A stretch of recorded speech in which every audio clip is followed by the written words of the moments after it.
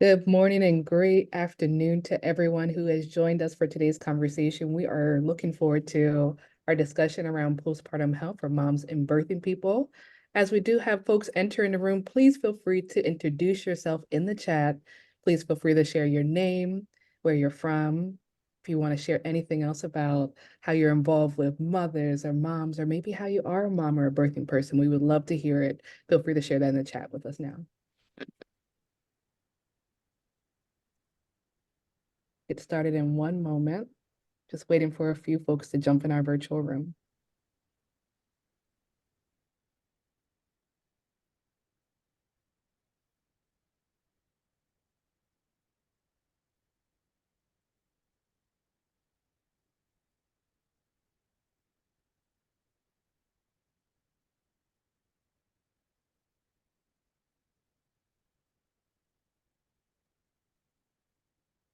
Amazing. Good morning and afternoon. Hi, Latonia. Hi, Deanne. I see Austin in the house. I see Detroit from Trinidad. Wow, thank you for joining us. Brooklyn, DC. For those who are joining us once again, we're just taking a moment to introduce ourselves in the chat. You can share your name, where you're from, as well as any involvement that you have with mothers and birthing people, or if you're a mother and birthing person, we want to hear about it. Marie, are we all set to start up? Yes, I think we are. We are about half of our registrants. And so if you want to give one more minute and then we can get started because some people may be on their lunch hour. Amazing, amazing. We'll get started in 1 minute, everyone. Thank you for introducing yourself in the chat.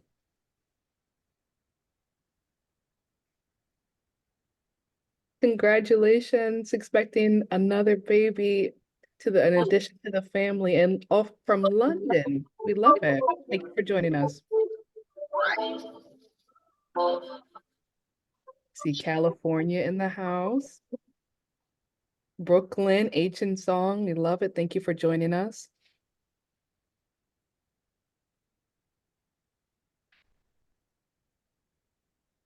And you're good to go, Christine.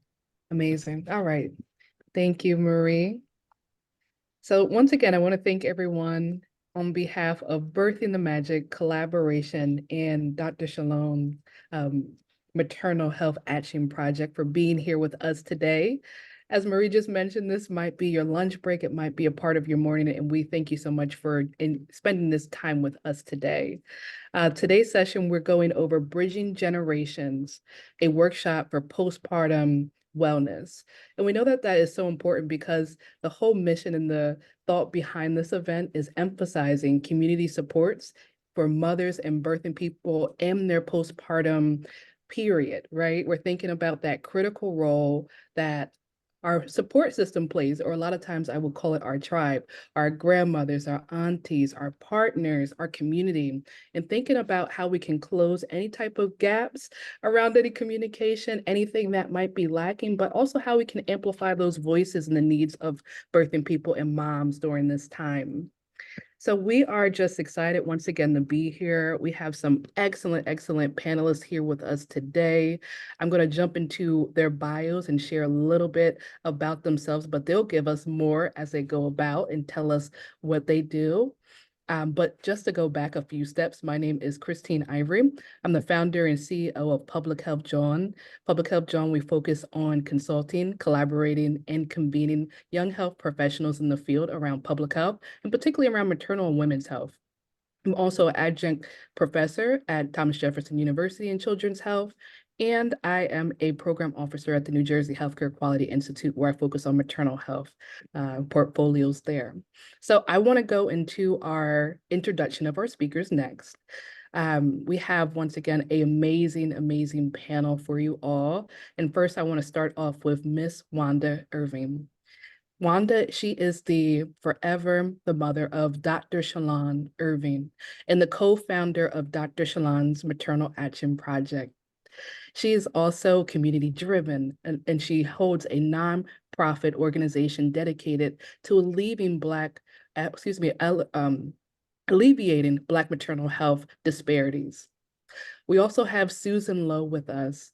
Susan Lowe, she is a licensed marriage and family therapist and a prenatal maternal health certified professional. She offers individualized therapy for both virtual and in-person women and birthing people in Riverside, California. Her practice supports individuals experiencing postpartum depression, anxiety, any type of issues around mental health and trauma. And she is also using a cultural inclusive approach, which we know is so important for our Native and Indigenous people and communities of color. I also want to introduce you all to Rachel Brown. We're excited to have Rachel Brown here. She is a trained biologist and a healthcare professional specializing in alternative medicine. She's the co-founder and director of client and community relations at Postpartum Peace of Mind and focuses on expanding the education and access to care for those who need it most and that are in need. I also want to, and saving Latasha, or I'll say Tasha, she'll be sharing with us today on our panel. Latasha focuses on traumatic stress, and she researches that as a postpartum doula with a background in molecular biology and physiology, excuse me, I'm getting my words tangled today. She is a co-founder also of Postpartum Peace of Mind, and she does that with Rachel Brown. We just introduced her right before this. This organization, it aims to offer an evidence-based, equitable, community-focused postpartum care resources, education for women of color, and get this, at no cost. So thank you, Tasha. Thank you, Rachel, for what you do. Thank you, Miss Wanda, for being here. Susan, I already see the claps and the hearts coming through, and we are just, once again, so excited that you all have joined us for this illustrious conversation. So without further ado, we're going to go into our first discussion as we're thinking about this roundtable. Before we do, I just want to go and level set.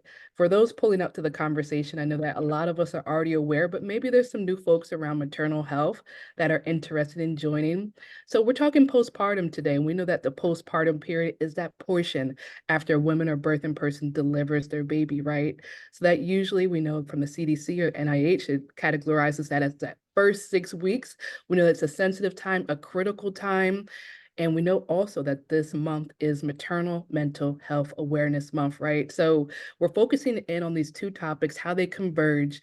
And with that, I'm going to pass it to our panelists to answer our first question. Our question first is raised around the challenges in postpartum. So I want to know from you all, what are some of those common challenges that new moms might face, or moms that just had their baby in that first 6 weeks of postpartum? We can think about that from the emotional side, from that physiological side, physical. We know that there's so many different components to break down. So I'm going to first pass it to Miss Wanda Irvin to open us up for this one. Thank you so much, Christine. I think what I'd like to start off with is that postpartum is more than those first 6 weeks. It's actually a year out. And what I found to be true, since I lost my daughter 3 weeks after she gave birth, is that there's not enough attention to the first 6 weeks, the first month, the first year. The babies get a visit, what is that, 2 or 3 days after they're born, but not the mother. No one cares. It's like you have a candy bar and you take the wrapper off and the wrapper's mom and you toss that and then you've got the candy and that's what you focus on. But with my daughter, she didn't make it those first 6 weeks. She was 3 weeks into it, presenting with a lot of problems, a lot of complications that were just dismissed. So there has got to be more dedicated focus to the mothers and what they're going through. And what I found is that with her, it's like you just had this baby, you're tired, you're just overwhelmed, and you just don't have the bandwidth, the energy to look out for yourself and to advocate as strongly as you need to. And it's a very, very vulnerable period for women, and we just have to give that more attention. Thank you, Ms. Wanda, for opening us up with that. I definitely agree that while it might have that definition of 6 week, it goes way beyond that year, and that intrapartum phase is so important too. So thank you so much. Susan, I want to pass it to you next as we think about postpartum challenges. Hmm. Well, Miss Wanda definitely brought me into my heart space, because it's so unfortunate that that's not just her daughter's story. Mhm. And so I am a therapist, and I also facilitate a postpartum group. So I hear a lot of near-death experiences for people not listening. So so I think Ms. Wanda definitely outlined some of the challenges that new mamas face, right? The sleep deprivation. Um, Sometimes the first couple of weeks when the hormones are dropping, we have something that's called baby blues. 80 to 85% of most pregnant people experience that. But then as it starts balancing out, some of those things should go away on their own. If they don't, if there's persistent crying, sadness, now you're isolating from your family and friends, and it's not just deep sleep deprivation, but also like when you go down with the baby, because they tell us in those first few weeks, sleep when the baby sleeps. If you can, sleep when the baby sleeps.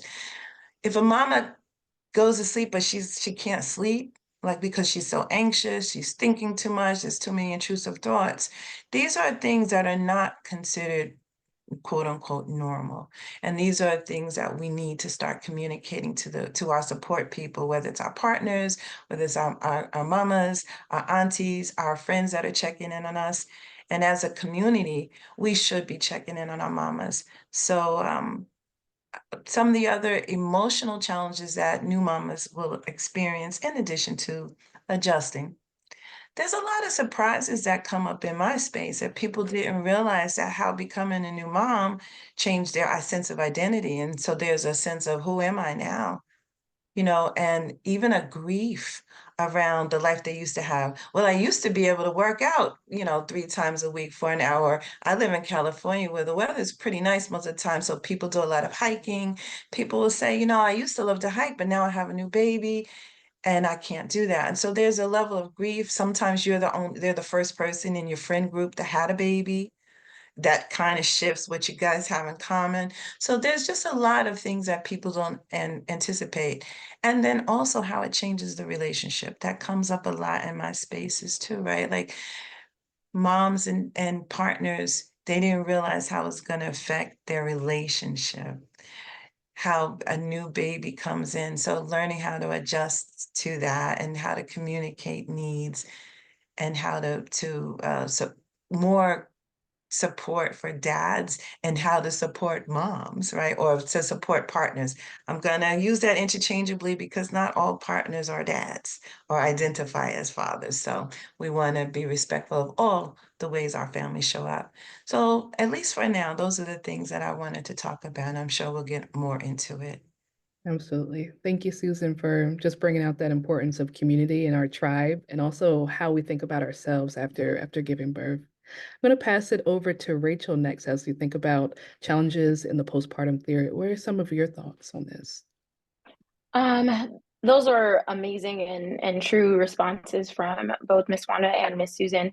And I'd like to touch on a little bit of the practical piece. Not everybody, not every mother or birthing person comes from a complete family. Some come from broken homes. And one of the biggest challenges that we've seen for postpartum moms is simply access to care.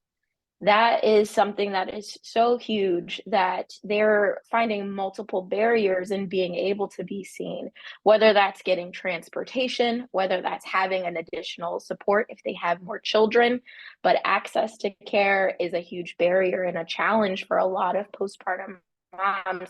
And that education piece, unfortunately, in minority communities, a lot of us aren't receiving all of the education that we should around perinatal health and complications, and it's showing up when the postpartum period and unfortunate mortality rates and morbidity rates, we're seeing that happen. So definitely education and absolutely a barrier in terms of getting access to the care that is necessary for those postpartum moms. Absolutely. Thank you, Rachel. And Tasha, can you weigh in on this as well? Postpartum challenges that might be faced. Yeah, I think one, I echo, everything that everyone has already said. And, for me, with my background as a physiologist, I think a lot of moms, and also, resounding what Rachel said, is education. A lot of moms don't have realistic expectations when it comes to being postpartum. We see all these like social media messages and the snapback culture, and me when I had my first daughter, we were teaching virtually and I was a full-time educator, and I was excited about the fact that I went back to work after 3 weeks because one, teachers in Florida don't get paid maternity leave. And, at that time, my husband and I had just bought a house and I couldn't afford to take an extensive amount of leave. And I was proud of that. I shouldn't have been. And, being in this space and understanding the actual requirements, it was exhausting, trying to initiate breastfeeding and pumping and, being in isolation because we had COVID. So our community was very limited. Taking care of a newborn baby, it was a lot. And I don't think that there's enough conversation on what postpartum looks like in the body, what, like Ms. Susan said, those changes in hormones look like, what it takes to be heard in healthcare settings when you identify that something is wrong. Perinatal warning signs are largely left out of prenatal education, but it's killing women not knowing what's normal and what isn't. And the ability to advocate for yourself and say, this is not normal, I need help. Families being educated and knowing, high blood pressure over a certain amount, knowing just to measure your blood pressure. Like for us, we encourage our moms to start measuring blood pressure at 28 weeks and continue out to at least 6 weeks at the very least. But there are a lot of women that aren't getting that education, that aren't getting that support, communities that aren't getting that support. So how can you advocate for someone if you don't know? How can you advocate for yourself if you don't know? And that is a huge, huge barrier. We've had conversations with our clients. Even Allison Felix, who was an Olympic runner, said that she was not aware of the perinatal warning signs. She didn't know what to look for. And she's an Olympian, right? So imagine moms who are, in what's considered normal communities, moms that are in communities dealing with houselessness, right? Moms who have or coming from families that are segmented. That's hard to try to balance all that by yourself. Like Ms. Wanda said, trying to advocate for yourself when the rest of your resources are depleted. So making sure that moms have access to, that education, making sure that they really understand what postpartum is going to look like. Like it's rough, but with the community, we can alleviate some of that burden for moms. Absolutely. Thank you, Tasha. One of my mentors, she says, we don't know what we don't know. You don't know what you don't know. And when you just mentioned that piece on that education and what might not be taught or what might not be passed down generationally, that's why I'm glad that we're having the conversation today, because it helps to bring it all back to postpartum preeclampsia, which Black women face that 60% more than other counterparts. So it's so great that you're bringing that to the table. So thank you all for opening this up with those challenges. So we went into the challenges around postpartum, but we want to shift gears a little bit and talk about success. What are some of the strategies, the solutions, the practical supports that you all have seen from your businesses, from support groups? We were just talking about that offline a moment ago. All these great resources. Can you weigh in on this and what that looks like for birthing people and also for families that want to tap in on that support? What type of strategies have you all seen work and work really well? So I want to go to back to Miss Wanda first for this one.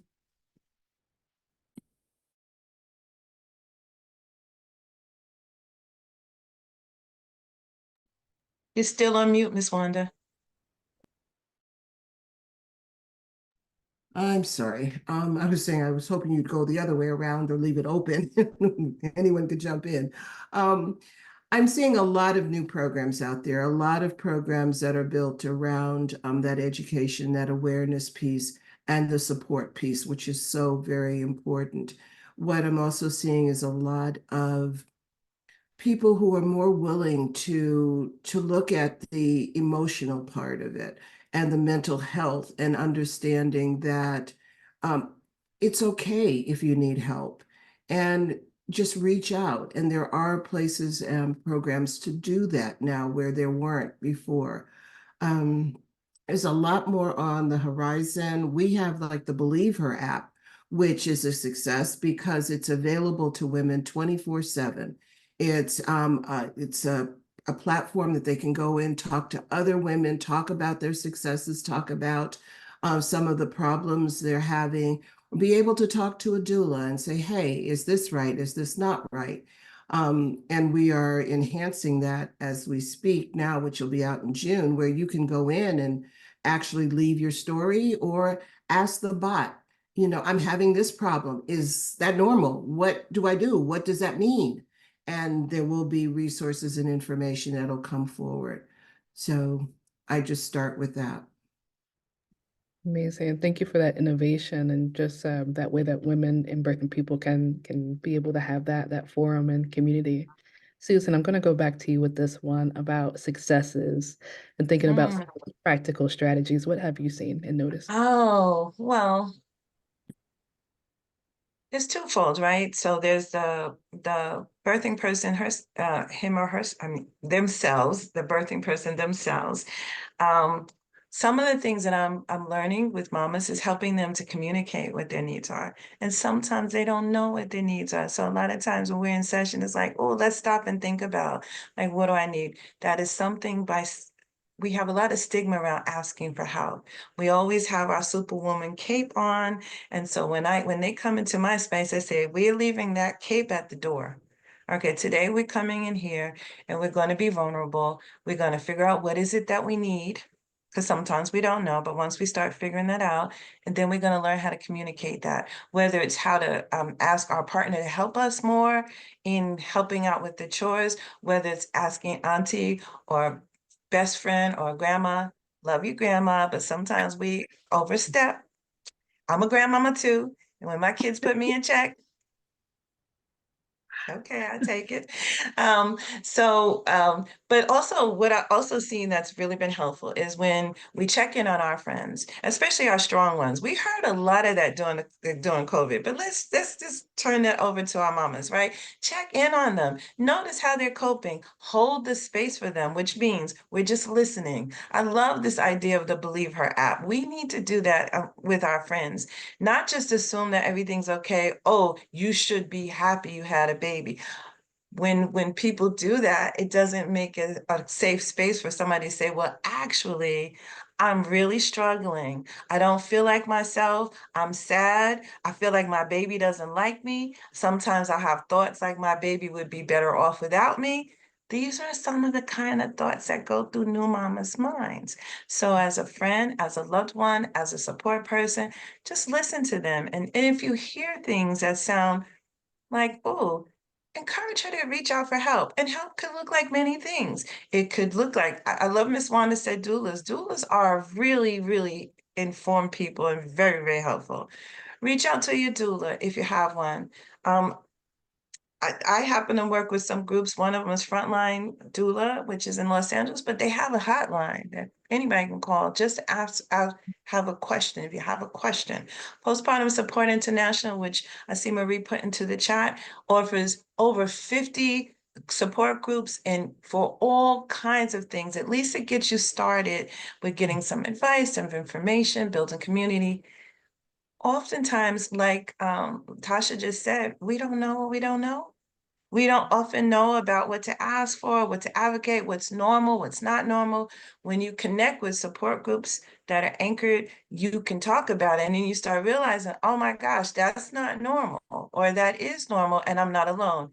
Sometimes for me, the most comforting words I hear are "me too," not like the Me Too movement, but as in, oh, you're experiencing that too? Me too.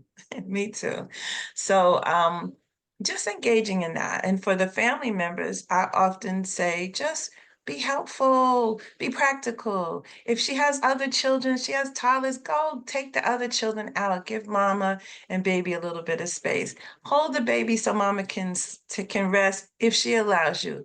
Anxiety is a big thing that happens postpartum. So a lot of mamas have to they have to develop being safe, feeling safe enough to let somebody else hold their baby or keep their baby or have their baby out of sight.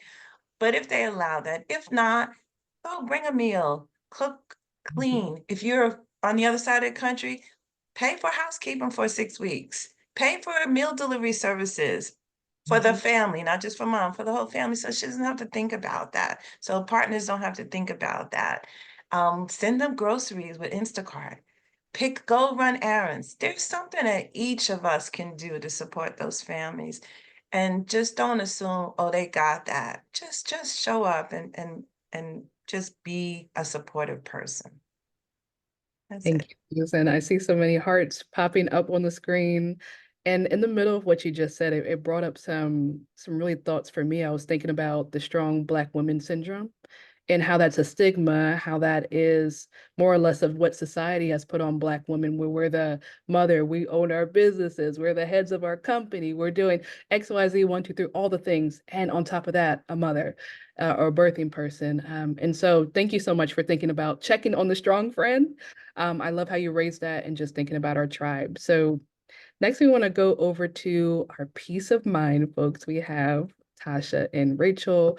Can you share some of the supports and the successes that you all have seen? And I'll start with Rachel and then go to Tasha.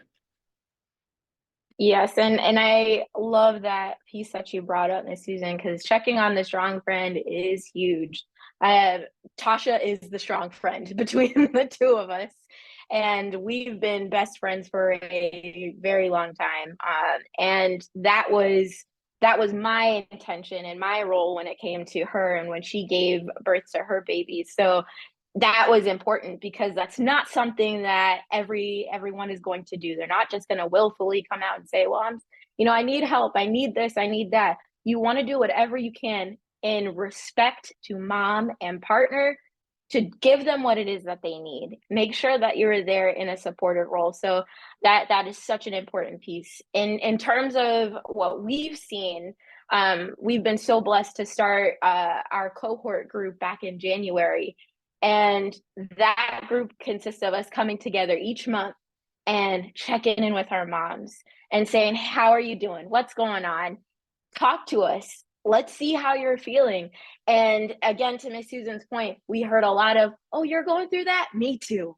You're feeling this way? Me too. And they're being able to, trade secrets in terms of how to get baby down and what works for me and what works for them and all of these different things. Having that community of I understand you and I want to help you and you help me and I learn from you and that type of synergy is amazing. And we thought when we started the cohort, we were going to have to prompt, moms to really talk and, because it's a very vulnerable time. It's hard to express that with people that you don't know.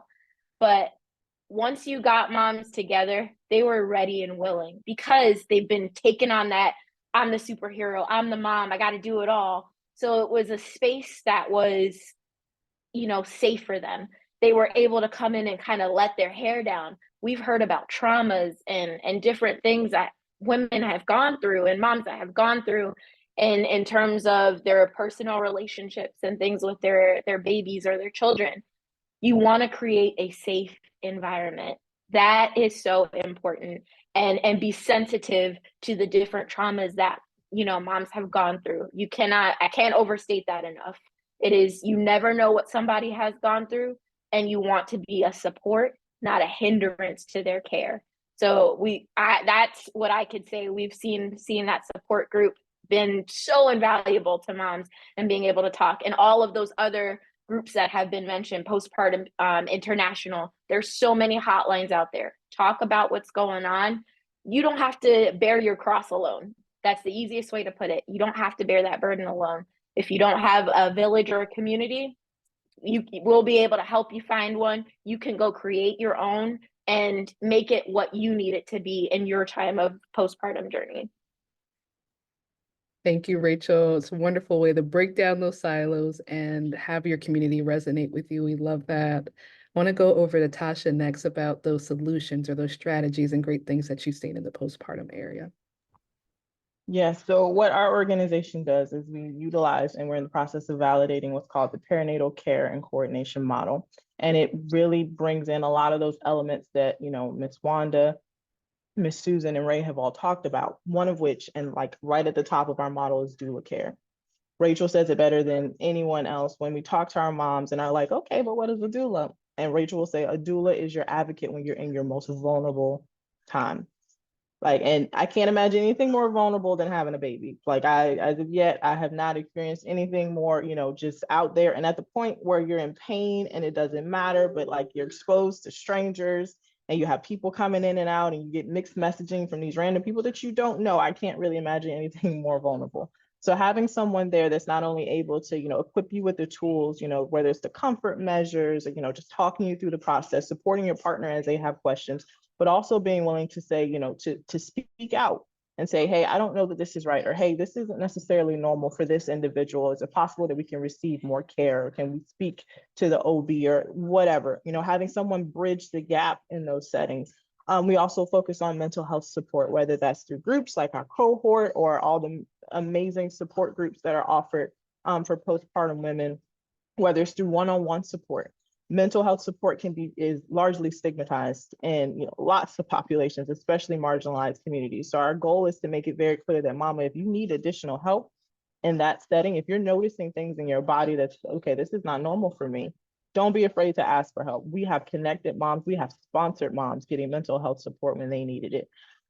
We also look at lactation support. One of the biggest barriers to both mental and physical health is breastfeeding. We have moms who want to breastfeed desperately, but struggle because they don't have the support to do it and to continue it outside of the hospital. So successes we've seen is when mamas, one, receive lactation support early on, so prenatally, they get the education that they need, they get lactation support in the hospital, and they aren't afraid to ask for it in the hospital. They have a doula that's there to provide lactation support afterward, and they know that they're experiencing things that are abnormal. If things, baby's really struggling, baby's not latching, I'm dealing with abnormal pain, that you can reach out to someone. So making sure that they, one, are aware of those evidence-based services that every mom should have access to. For all of our clients, we're working with one now who's doing a couple of weeks, and she has access to every service. And she's considerably nervous because she is a high-risk mom. But when we have the conversation, she's like, I'm not worried, I'm going to reach out to my doula. Or I'm not worried, I was able to talk to someone related to breastfeeding and lactation support. I'm not worried. Like I think someone mentioned groceries. Miss Susan, like that's one of the things we do. We buy groceries for moms, or we send them a DoorDash gift card. They get to choose which one, because that was something my parents, in the limited capacity they had when I had my babies during COVID, my mom's goal whenever she comes to visit is to make sure we have enough food to last for like 2 weeks after she leaves. And it's amazing. It's my husband's favorite part of their visits, outside of, hanging out with my parents. But they always make sure that we have a house full of food. And for us, that's so valuable because we live in South Florida. Groceries are incredibly expensive. And we have 2 little people that are 16 months apart. So that is just huge. So I think the biggest success that we see with moms is when communities identify the needs, when mom is willing to speak up, and when the community steps in to provide the need. Don't create a need for mom. Don't step in where it feels comfortable for you, but listen to what mom is saying and be willing to step up in what she needs. Tasha, thank you so, so much for that. It's really about meeting moms and birthing people where they are. And I see all the love and the claps for that. Thank you. Those were our first 2 roundtable questions that we had to open up our discussion. We do have questions from the audience. We have a few that have been shared with us prior to the event, but I invite those who are here with us today, if you would like to share any of your questions in the chat, this is a great time to do that.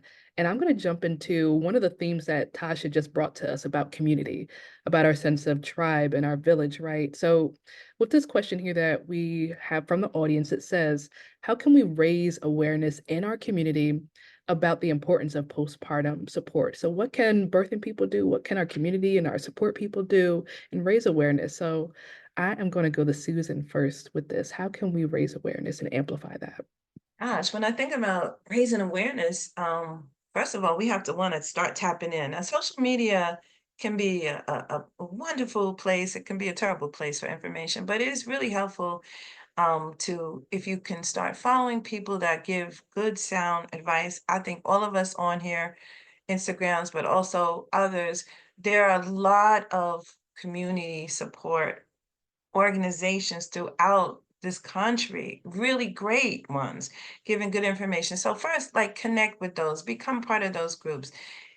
If you can join a postpartum support group in your area, especially one that's culturally competent and also culturally congruent, like ideally as Black women, when I have a Black postpartum support group, which I have, it does make another element of safety there. There are things that people are not explaining. It could be something as simple as we're talking about having our hair braided so we don't have to deal with it for the first 6 weeks that the baby comes. Those are conversations that we have, like, and how do I do self-care on when these challenges are mine, and they might be unique to us, preeclampsia and all the other challenges that we have, and many people having those births. So I would say just like start seeking out support that feels good. And if you try a group and it's not your group, try another one. Don't stop looking. Reach out and find out what communities, what churches in your communities are doing things, what other community events are happening. Sometimes there's community baby showers or community diaper giveaways.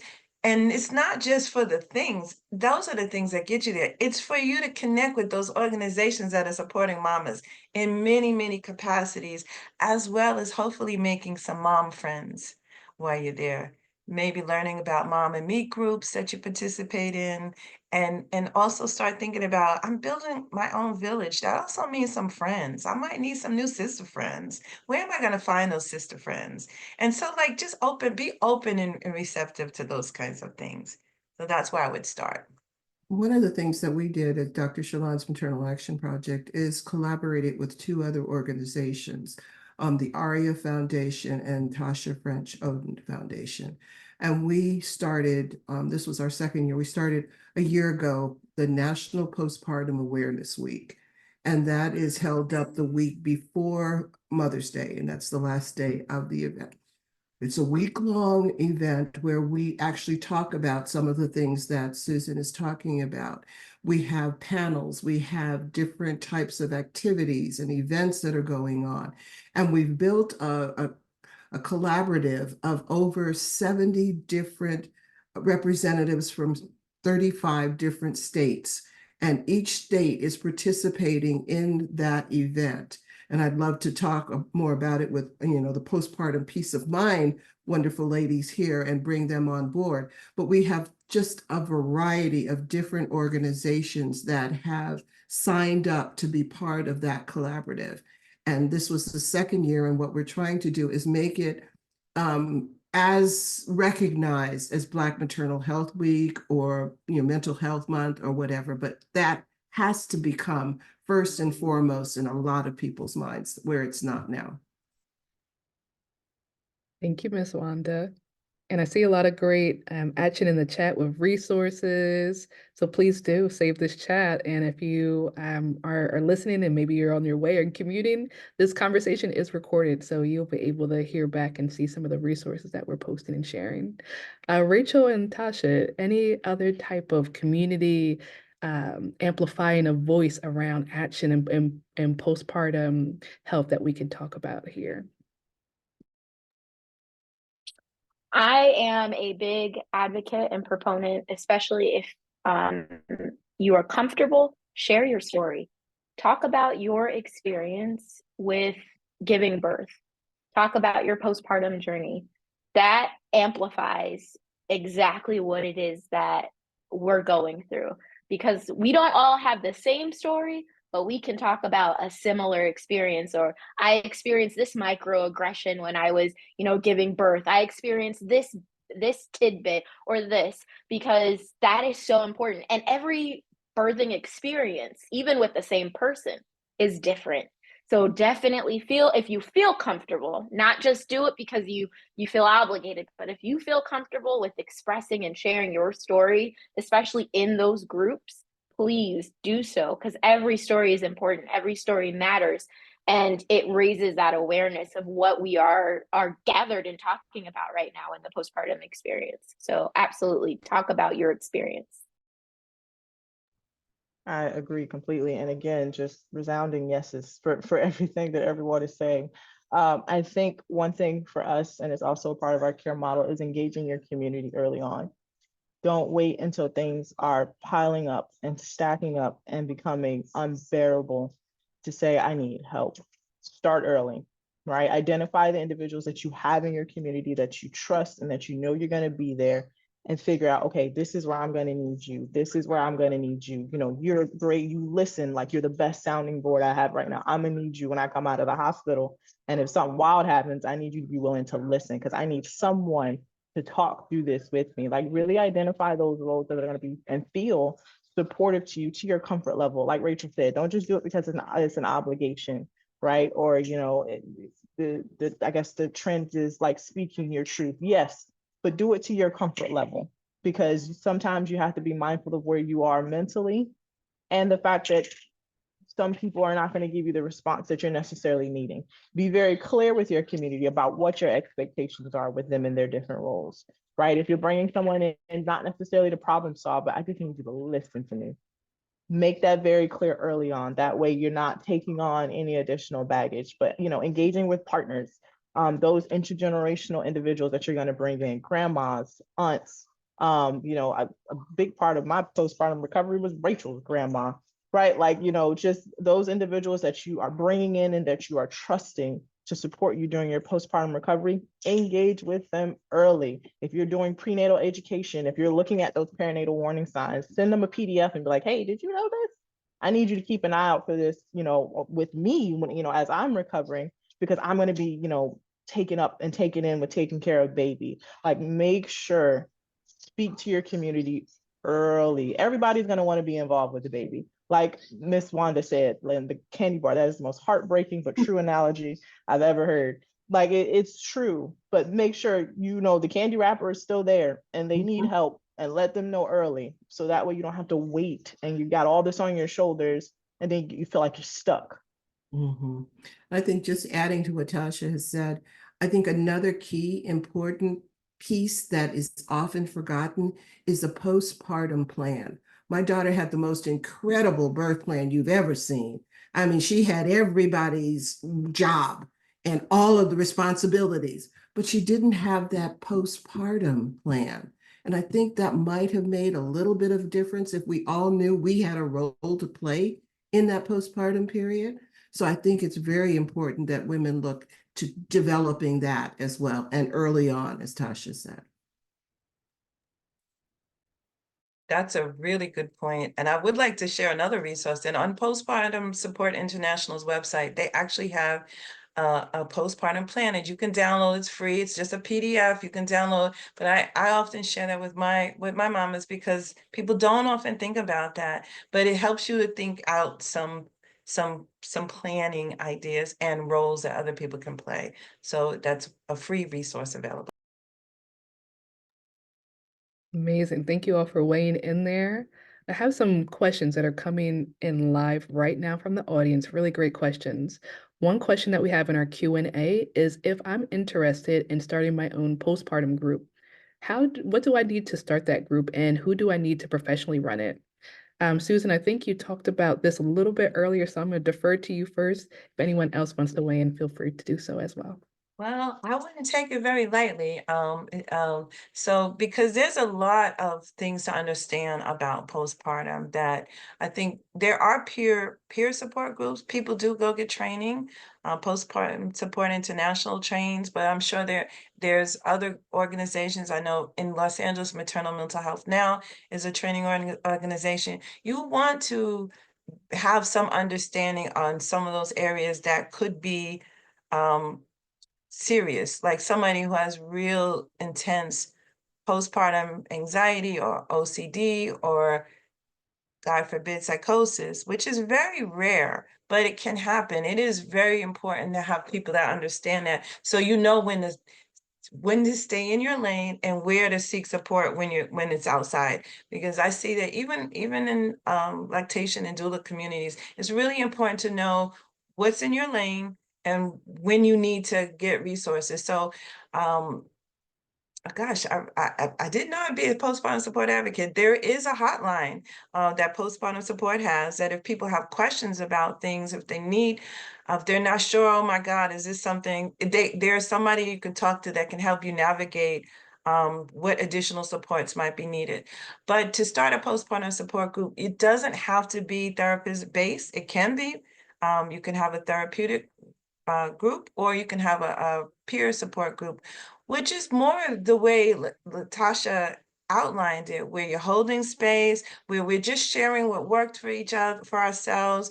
We might be holding a space to witness somebody's birth story, and to acknowledge that.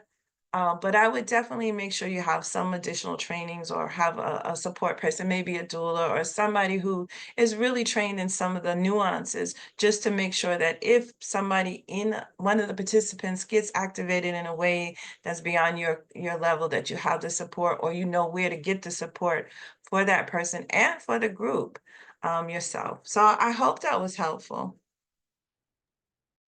Extremely helpful. I saw all claps and hearts going in, and you see my head nod is going and is activated.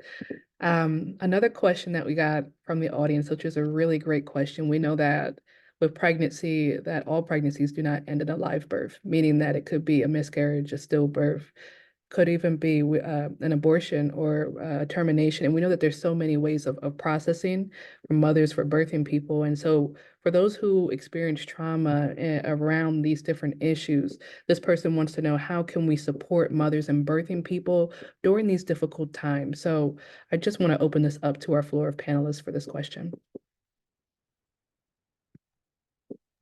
And jump right in real quick before the professionals answer this question.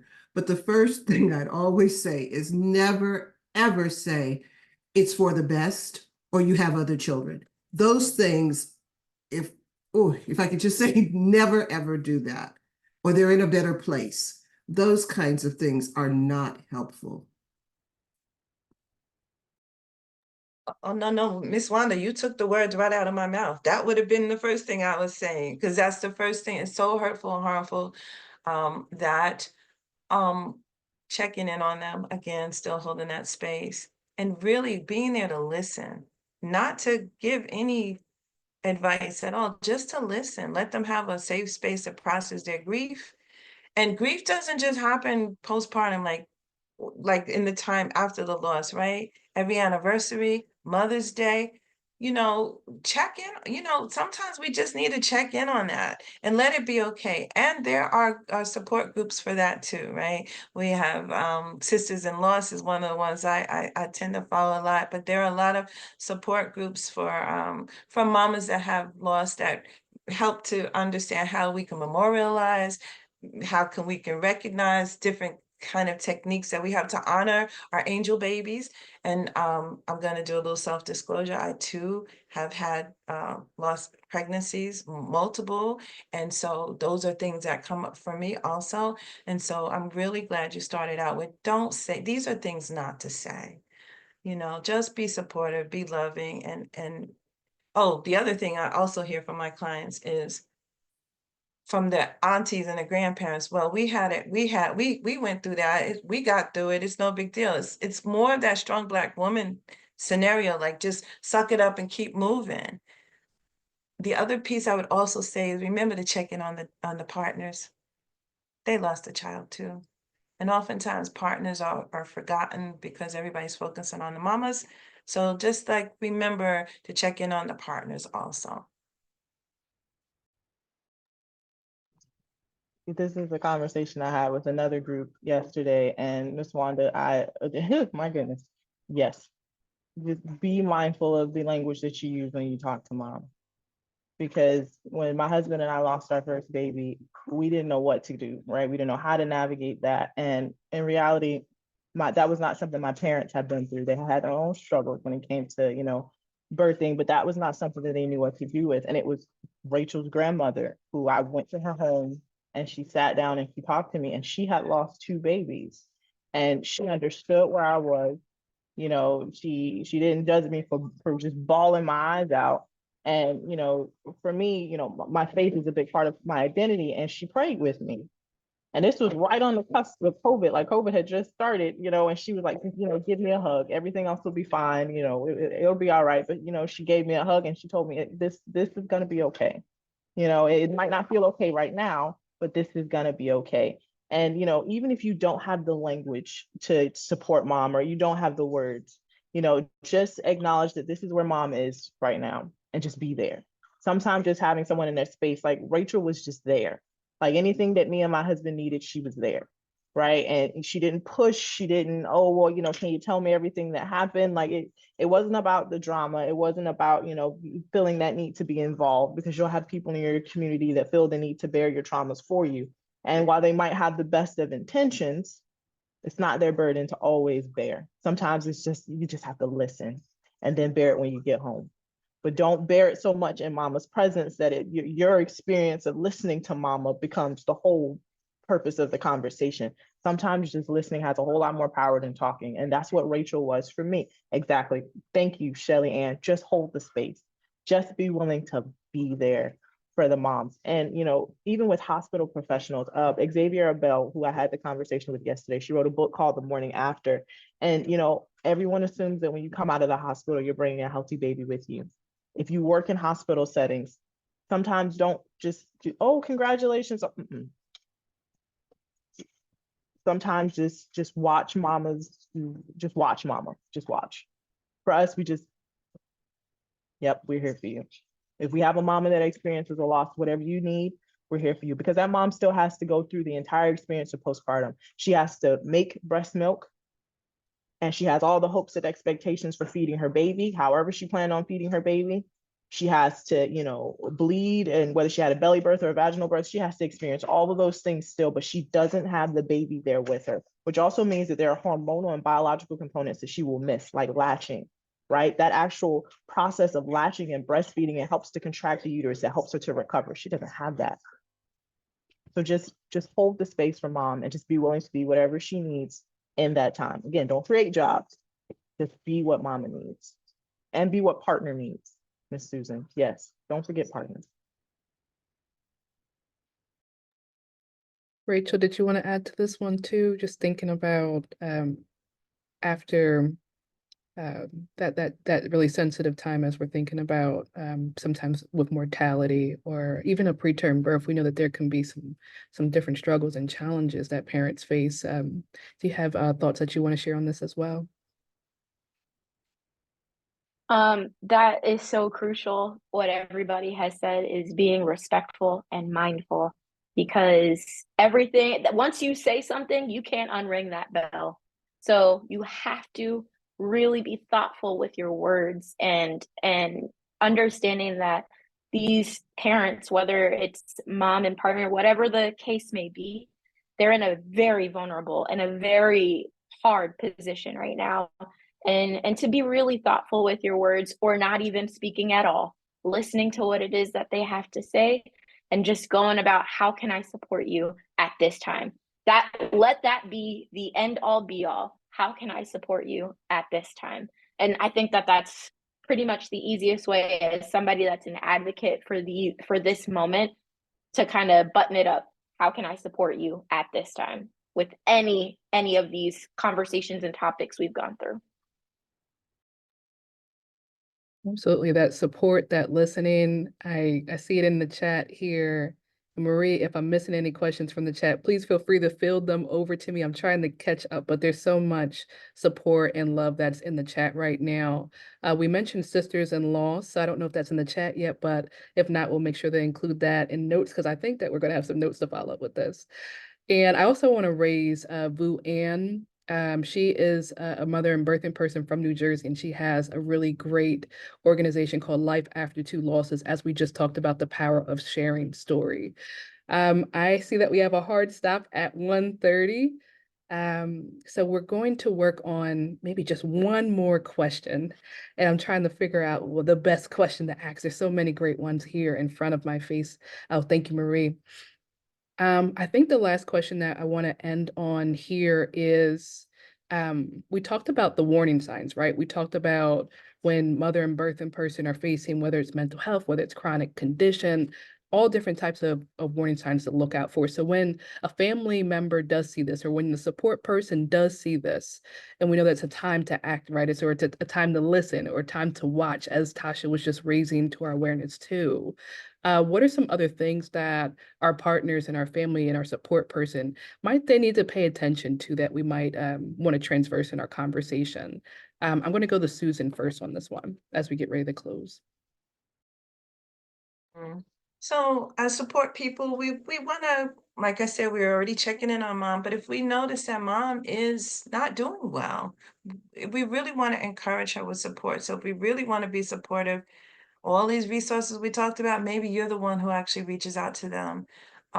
Maybe you're the one who reaches out and finds a couple of therapists in the area that might be somebody they speak to, or a support group. There are some things that just require like maybe a support group, or somebody listening. But if you see somebody struggling with extreme anxiety, panic attacks, they're really, really super fearful, it's impacting their daily functioning, they more than likely need a mental health professional. And ideally you want to look with somebody trained in reproductive health. So these initials behind my name that says PMHC, that means I've been trained in perinatal mental health challenges. You want somebody to have something like that, or they can tell you that they've taken additional trainings. You don't have to have the PMHC to be very competent in supporting families, but you do want somebody who has been trained in reproductive mental health. And because there's nuances when a mom is having a baby that's a little bit different, and it's not something that most therapists get in school without taking additional training. Thank you, Susan. Anyone else on our panel want to weigh in on what our folks in our support person, our tribe, can do to help us in that time? And tribe could be our clinical professionals, our family, anyone from any vantage point. One of the things I would want to mention also is not just the mothers, but make sure you pay attention to the older children that are in that family. People seem to forget that they suffer just as much.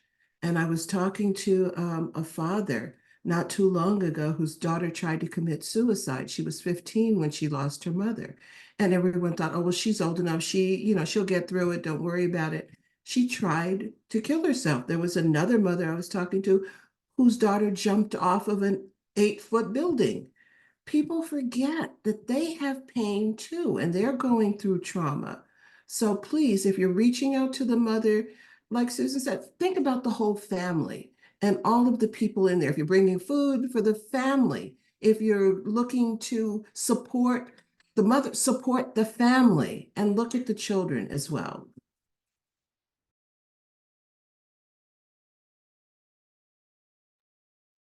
Thank you, Ms. Wanda. Rachel, Latasha, anything you want to add on how our families and support people, our tribe, could be of support to us? Birthing people. I think it partially is the awareness piece of making sure that families and communities, even employers, like we encourage employers and employees to be aware of what the perinatal warning signs look like for mamas, but also knowing who you're going to call if something is not going right. Like if you notice and you identify that there are different symptoms in mom, whether it's physically or mentally, or in mama's community and partner, 1 in 10 men experience postpartum depression. So if you notice something in mama's immediate, her nuclear community that's not right, if you notice things in your own body that aren't right, know who to reach out to, know who you're going to talk to. If, buy mom a blood pressure monitor, especially mamas of color. On that list, I hope that every mom will add it as a registry gift. Make sure that mamas have access to blood pressure monitors, and send her a sweet message in the morning saying, hey, beautiful, did you measure your blood pressure today? Because preeclampsia and eclampsia are killing Black and brown women, and they are largely preventable deaths.